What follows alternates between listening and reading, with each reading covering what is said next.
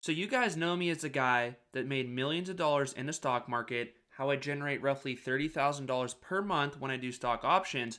But the purpose of this video right here, I'm going to walk you through when I started out with $0 to my name to how I am right now with over $2 million in net worth. So I'm 30 years old right now. When I was 24 years old, I walked into my day job, and this was the day that everything clicked for me. I walked in, and one of my colleagues, I'm a cardiac cath lab technologist, so basically, if you have a heart attack, I help the doctor put stents in your heart. So don't think that I made millions of dollars because I make a bunch of money. I made like $100,000 a year. So it's a good salary, but it's not enough to take you from zero to millions as fast as I have done it. So I walked in, and this guy was there begging for overtime, begging to work more, and he could honestly like barely walk. And I'm like, why is this dude who's 70 years old still sitting here begging for overtime? Like, doesn't he have a 401k? Doesn't he have a house that's paid off for money that's saved up? And I actually asked him that. And I was like, what are you doing? Like, why are you asking for my call shifts, for my overtime and stuff like that? And he was like, I never saved. I never invested. I never set any money aside. I just figured I would work until I die.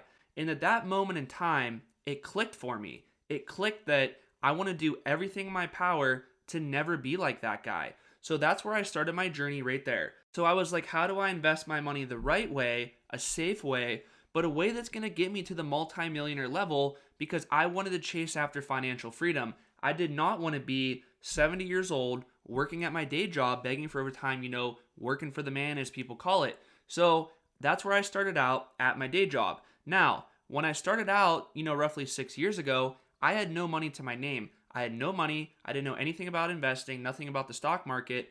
But I had that fire under my butt now where it was like, I want to do everything in my power to not be like that guy. So I started out where the typical investor starts out. I went to YouTube, how to make money in the stock market. And then, of course, most people land on those clickbait videos, how I made $1 million overnight with a call option. And then most people watch the video, they try to do it, then they lose all the money and they get wiped out.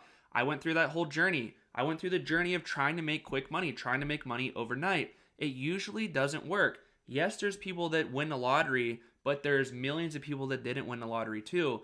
So just think about that before you go and make an investment. So I went through my phase of trying to get rich overnight, lost money. Then I went for the opposite approach where I went to my Warren Buffett kick. So Warren Buffett pretty much preaches buy companies at a good price with a durable competitive advantage and hold them for the long run and you'll do very well. Warren Buffett's strategy is a lot more boring than the initial strategy that I landed on, but there's a reason why Warren Buffett's worth hundreds of billions of dollars, and the person that had that YouTube video is honestly probably broke.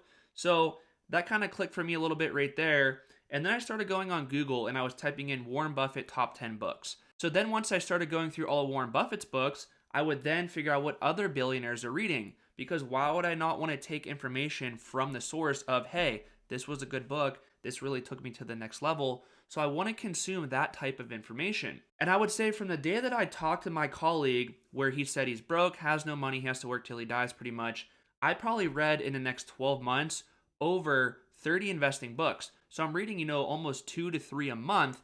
And a lot of the books that I read, I don't like read them. I have an audiobook for it and I follow along on like 1.5 speed. But it's like 1.5 speed, you're able to get through so much more information in the same amount of time. You don't want to go too fast, obviously, because you can't retain the information. And it was all just like learning how the stock market actually works. I became obsessed with this idea that you can invest your money and you can have your money work for you.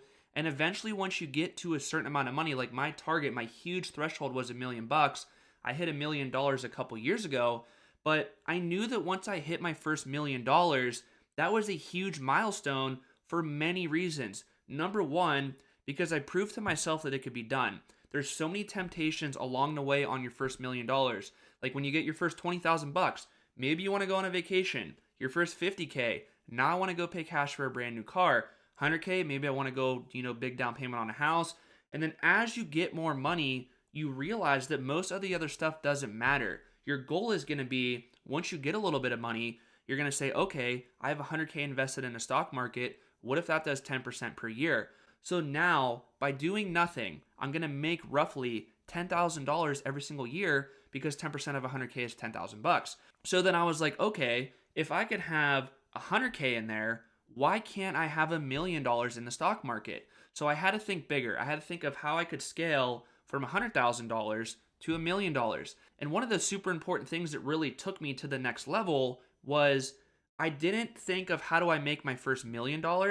I thought of it as how do I make my first $10 million?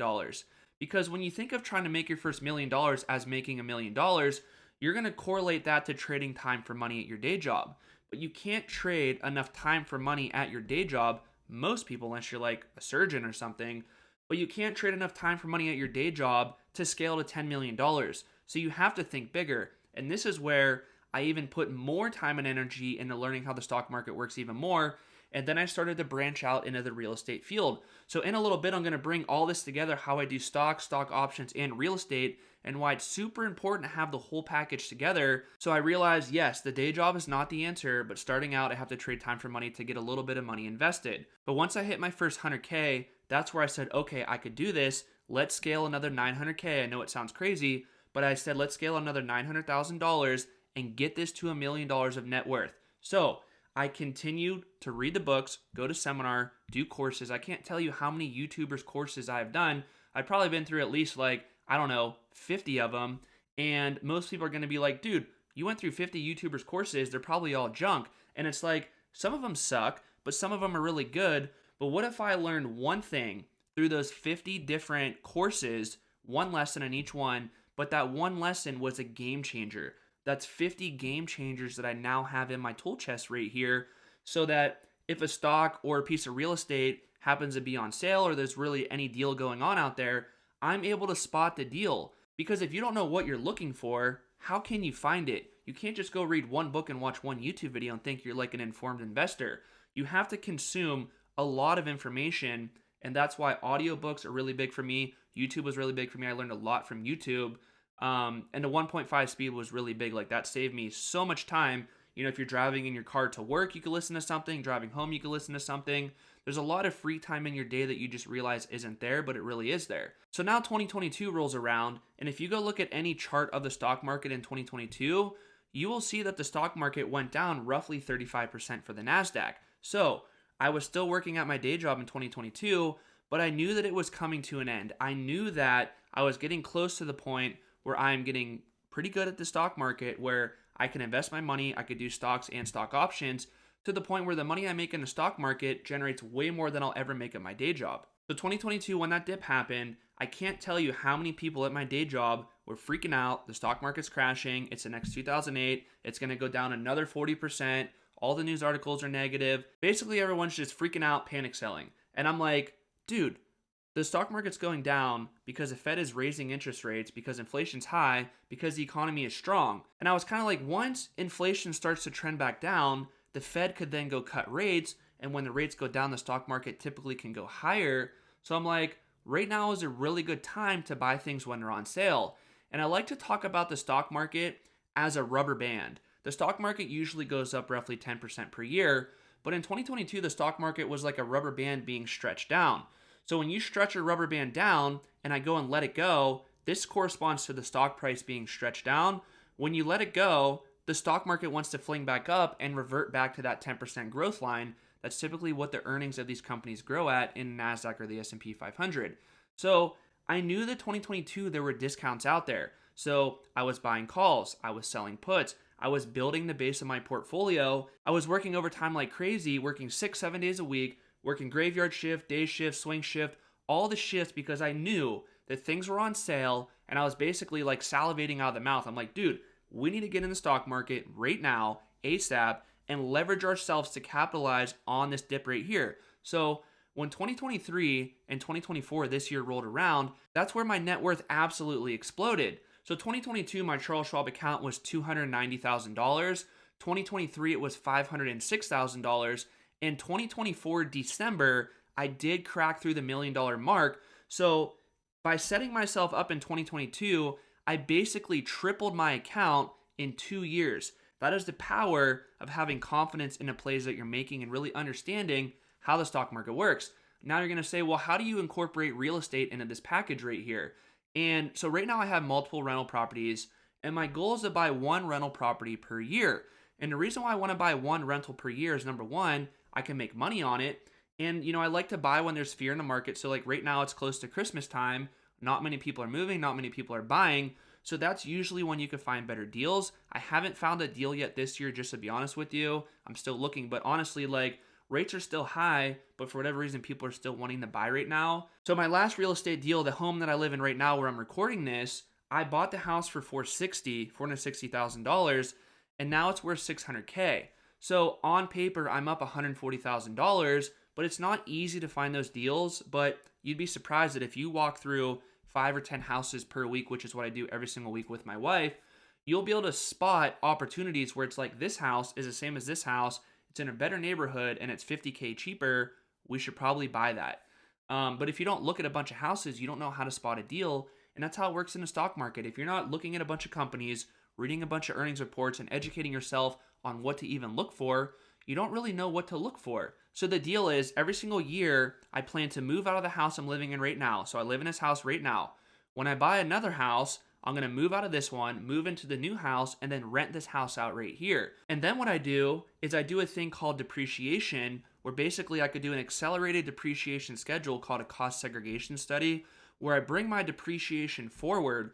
So, right now when I realize a bunch of gains in the stock market, of course the market's been straight up. So I do have quite a bit of capital gains that I try to reduce as much as I can.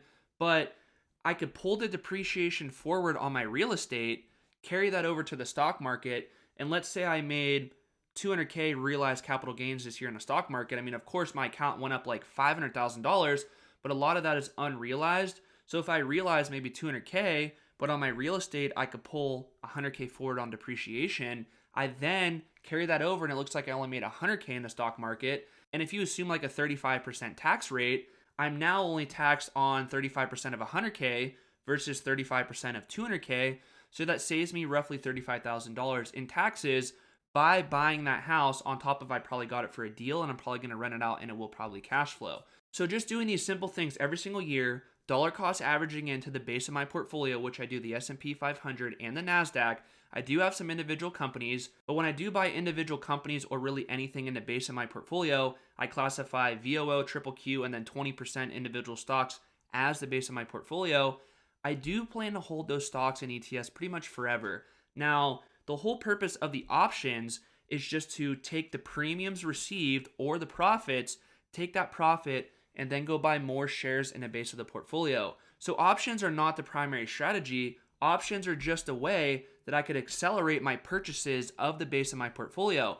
And of course, options, I've been making a crap ton of money. Like this year alone, I've been averaging roughly $30,000 per month in option premiums received. So, that's over $360,000.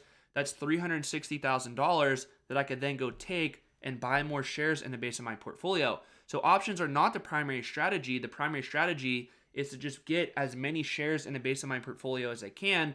But options are a huge needle mover to get you to that point. But so many people want to do the instant gratification thing of going straight to options, but they don't really know what they're doing. So definitely understand how the stock market works. Watch this video right here. It's going to be a breakdown of how I do stock options on a very, very, very basic level. But if you want to really take this to the next level and really understand it deeply, which I recommend you do, check out the link below for my course.